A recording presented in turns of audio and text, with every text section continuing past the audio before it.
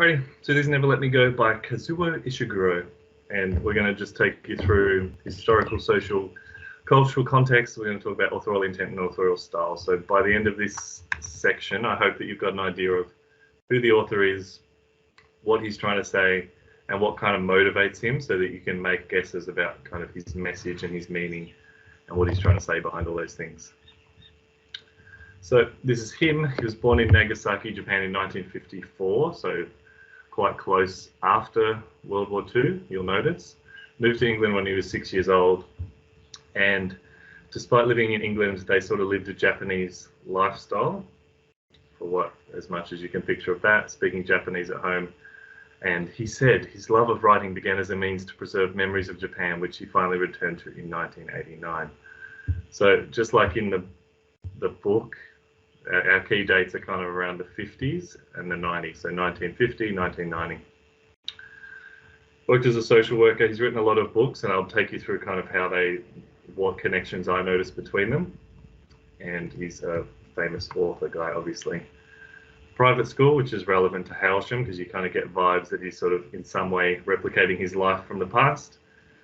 He was also a magician and a songwriter, so it has a high sort of loves art. Again, the Hailsham connection is pretty clear there, that's something that, he's interested in and he thinks is important. Maybe he's thinking of his dream school or something like that.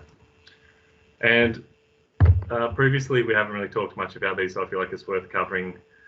Miss Emily is the headmistress. You probably don't need to know other characters beyond these ones and the main three, to be honest, but, if you've got more, that's great. Miss Emily is the headmistress, so we know who she is. Madame is the one who comes for the art, and so Miss Emily and Madame are both at the end of the story, if I remember correctly. And Miss Lucy is like the important one that comes in and says, you're never going to be actors, you're all going to be bags for donations, remember that kind of thing. So those are the three main characters that sort of impact on their direction the most, and so the only ones you really need to comment on. But even still, you might not need to mention them in an essay necessarily, but just kind of keep them in the back of your mind. So this is your authorial style. This is everything you need to know. We've got the book itself is a circular narrative. It's in a first person perspective. As we talked about, one of the critics called it a tone of passivity and resignation. So sort of, they're not really, at least maybe not for us, but for other people, they're sort of like, why don't they just take over, kill the teachers, run free, escape, all those sort of things. But they're not really part of the story at all. Exposition is just explaining stuff, and we get relatively little of that, I guess, compared to Gattaca, when it's, the whole beginning of the film is talking about there's the valids and the invalids, all those sort of things.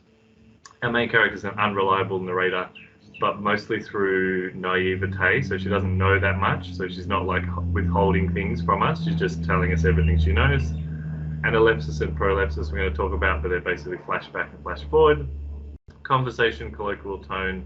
It's not like formal writing. It's not him as the author showing off that much. Maybe in the last chapter, the second last chapter, he shows off a little bit and has a real dense description of setting and style. But normally it's just like conversational, like someone talking to you, recounting events. You can picture her driving around in her little car as a donor, sort of retelling us, maybe into a microphone, those sort of things. We know it's non-linear, so it jumps forward and back quite often within the same chapter. It starts off, here's what Hailsham was like, and I'm driving around at the moment, by the way, kind of thing. Again, one critic called it unavoidable constriction. So you sort of feel hemmed in because her world is so small. She only knows kind of like 6 people at the most of the time. So you don't get all the questions you want answered of like, what organs are they donating? Why? When did this start? When did this happen? Like, we don't know any of that. We just sort of know what she knows in her narrow little view of the world, which is very limited.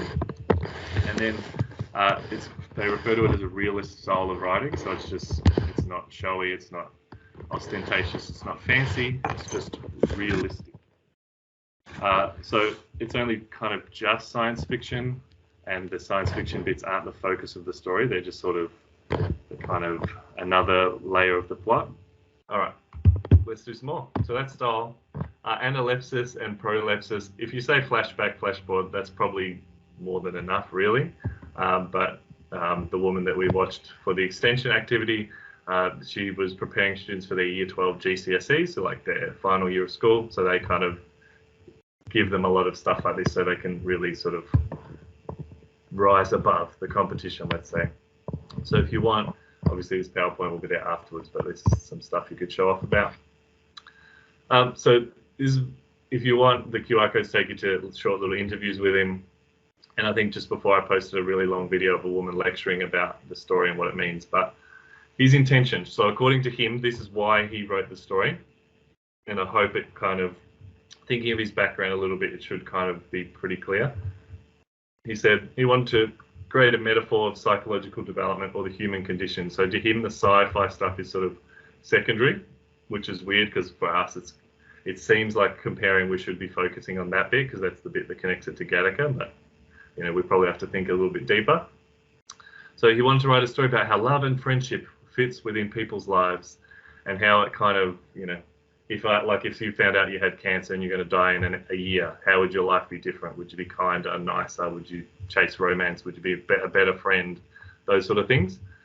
Importantly, in the story, which I guess I didn't really notice because she never really tells us explicitly, but he said they had a 30-year lifespan. And so that's why the three parts of the book are kind of like maybe 10 years each. But that can't be right. But, you know, roughly like the first 12, 14 years of schooling, and then it's sort of adult life and then death or awaiting death in the third part. It's in a dystopian world, of course. He said like, oh, you could talk about biotechnology and kind of organ donations, but he's like, but I don't really care about that. So it's all about the fact that we will die and what will we do? How will we make our life? How will we find meaning? And he also said, basically, someone literally said, why don't they escape? And he said he's more interested in the way that people face their reality and the kind of perspectives that they take on the fact that we're all going to die. And mortality and death is unescapable. So that's his focus of the novel. And this is, to him, the natural lifespan of human beings just sort of shrunk down and made tighter. So everything he's trying to say is about human beings. Very little of it is about sci-fi or anything like that, according to him. But for us, partly we're kind of focusing on the stuff that he doesn't want us to focus on almost. This little section is just a screenshot from my phone of me reading something else. But to me, he seems pretty fixated on World War II, Britain, and kind of that whole period, which, and I know someone mentioned the baby boomer period. Apparently, according to, you know, broader discussion, the baby boomers are pretty fixated on World War II, as you probably would be if you survived a world war and got to see Adolf Hitler attempt to eradicate a whole race and stuff like that. But basically, you know, skimming through this, you can see post-war memory in his second and third novels, post-war Nagasaki, Japanese during World War II, yada, yada, yada. The third novel takes place in the aftermath of World War II, and it follows the reflection of a British butler. So it's, you know, it's one of those, basically in English, all that we ever do is as soon as you learn about an author, you kind of learn in a way how uncreative they seem to be, because all these books are about World War II, Britain, or Japan, which makes sense. You write about what you know, but it's kind of like, oh, okay. Yeah, that's why that's like that. Context and setting. As we know, it's vague. It says 1990s, but they talk about, you know, after the war, early 50s. So, you know, that gives us all the context we need to know. We need to know about the 1950s and the 1990s, and we can be pretty loose with it because it's an alternate history. But we can say that, you know, these informed his writing or those sort of things. We know it takes place in England, and we know that he was a social worker. So Kathy driving around in a little car to help people, like, you know, it's very clearly the same as what he would have done. So, yeah, important to remember, but it all sort of ties pretty neatly together. So this is context. We've got a little bit of intention and we've got style. So all that we need is a bit of history. So these are the things that we touched on before, or at least the people that were present touched on before. So basically the idea is after World War II, the question that the whole world had was, how can humans be so cruel? Because as I said, it was all about Hitler rounding up disabled people, Jewish people, gypsies, you know, all sorts of sort of fringe minority groups, and killing them. And so the important thing is, it's kind of like, it wasn't just Hitler being an evil dude and then we killed the evil dude and everything was like, ta-da, the world's better. It was like, oh, okay, but also like kind of the entire country of Germany was sort of supporting these things, you know. Imagine if your job was to like sweep out the dust of like burnt humans from a mass grave or something. Like there'd be all those people doing these little jobs that would make you think like, wouldn't one of them just be like, wait, I'm not going to do this or whatever, and sort of stop the atrocities from happening. So World War II is a big one, of course. Adolf Hitler, and I like this picture just because you can see the people in the background, just randoms, you know, to use our modern language, and you can see that they kind of just look like, oh yeah, what's going on? We don't really know what's happening here. But that's the kind of message of the book. All these people just doing what's expected of them. The only person who sort of speaks out against people is Miss Lucy. And yeah, it's that kind of small little activism that's important. So 80s Britain is important because Margaret Thatcher, they called her the Iron Lady. Basically, she brought economic prosperity to Britain, but she did that by like oppressing the poor people. Basically, the rich people did really well with it, and the poor people, a lot of their services were taken away. All the kind of nice stuff that, you know, safety net, Medicare, the kind of things that we in Australia rely on, those were really de-emphasized. And that's technically what we call neoliberalism. Liberal in the sense that you leave the market to decide things. So you say, if I let the rich people become rich, then the money will be shared around. It'll all be good. And so less taxes on the rich, kind of less restrictions on the rich, all those sort of things. And you take away public services, like, you know, maybe you put pressure on schools, or you take away school funding. Hospitals, you take funding away and you let like independent private hospitals flourish. And so it was a relatively bleak time if you were not a rich person. And so the idea of carers sleeping in cars and all those sort of things kind of harks back to this 80s Britain and Margaret Thatcher and neoliberalism and all these sort of things. So you don't need to do history research, but like if you can get a sense of this is what things were like, and you can mention in a sentence Margaret Thatcher, neoliberalism, Britain in the 80s, something like that, to show that, you know, that's the touchstone for the story, that's good enough. So neoliberalism, that's Thatcher, that's Reagan. Basically, it wasn't just a British invention, but it was something that sort of many people would say still has a big impact on the world today. And it's basically the view that the economy will sort things out, everything will be good. Grammar schools are a big British institution. It's like a selective government school, in much the same way as we have, you know, MRC, MGGS, I don't know, they all have 3 or 4 letter acronyms and involve girls usually.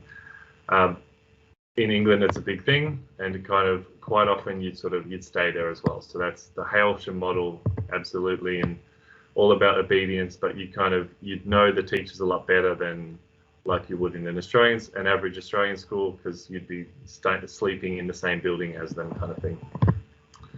The Cold War period from 1947 onwards. So that's basically the important thing is the Red Scare, and the Red Scare was everyone was accusing each other of being communists and sort of dobbing them into the police, and that would be a bad thing if you're a communist, because then you're on the wrong side. Everyone was poised for nuclear war, so the stress was high, and everyone sort of followed the rules, I guess, if that makes sense. So you would all be good little boys and girls and good citizens, because you'd be worried about being nuked or being called a communist or those sort of things.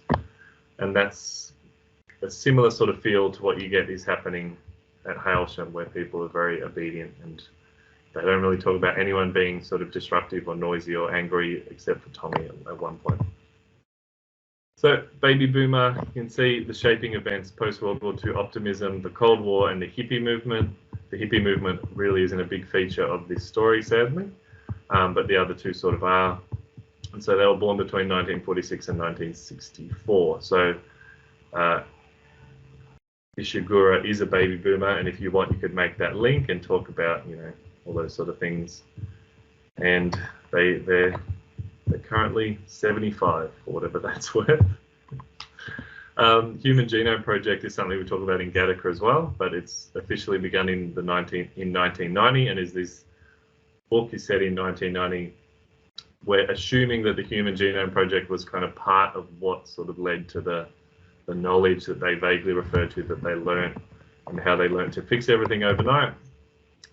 You might want to talk about the bystander effect, which is basically, famously, a whole bunch of people watched from like a high-rise building as a woman was raped and murdered, and they all just sort of were like, wow, someone should do that. I hope someone calls the police. And they all sort of disassociated and felt like they were bystanders. And that's the belief that if you're part of a crowd, you don't feel individually responsible. Whereas if it was just, say, this person on the floor and there was no one else there but you probably feel a stronger urge to step in. And that kind of, this effect percolates all through the book in a whole bunch of different things. And so Britain and Japan. So if you think of culturally, British people are very much like keep calm and soldier on, carry on, stiff upper lip, just do what you need to do to survive and get through. Obviously Japan, duty, honor, all those sort of things are important. If you think of the kamikaze pilots, that's probably the highest example of following your orders, doing what you're told, and being honorable about it. And so being sort of raised in Britain with a Japanese background, you can see why the story isn't about, Vincent overcoming the impossible. It's just about someone going, well, here's my duty, here's what I'm expected to do, and she has sort of acted it out and just sort of done what she's told, essentially. And then last thing from memory, they talk about organ donation and the preference that people would, prefer to just get their organs and not know what that's all about, where they come from or how they're raised. And to me, that's a really neat comparison to the ethics of food and vegetarianism, in the sense that I'd rather buy a little plastic wrapped minced meat and just be like, yeah, that's nice. And I don't have to think that it was once a cow that, was slaughtered and then minced up and then all that sort of stuff. So that's all I've got.